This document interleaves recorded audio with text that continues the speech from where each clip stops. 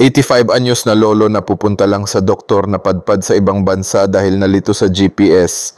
Isang 83 taong gulang na lalaki sa France ang naging sentro ng pambihirang balita matapos siyang maligaw ng husto habang nagmamaneho papunta sa kanyang doktor. Ang dapat sana'y maikling biyahe ay nauwi sa isang 1,500 kilometrong road trip papuntang Croatia.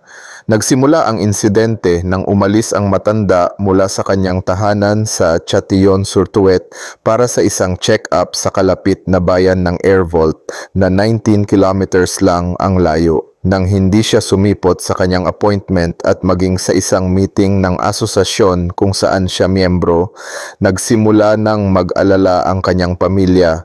Agad silang nag-report sa pulisya, humingi ng tulong ang mga pulis sa militar upang ma-geolocate ang lokasyon ng mobile phone ng matanda.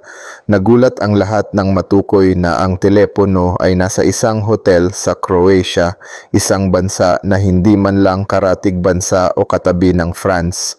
Lumalabas na ang matanda ay nag-drive sa loob ng 20 hours, dumaan pa sa Italy bago makarating sa Croatia. Nang tanungin, sinabi ng matanda na hindi niya maintindihan ang nangyari at iginiit na ang kanyang mahabang biyahe ay resulta ng problema sa Global Positioning System, GPS.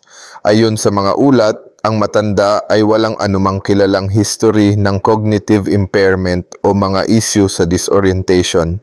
Agad namang naglakbay ang kanyang pamilya papuntang Croatia upang sunduin siya pabalik.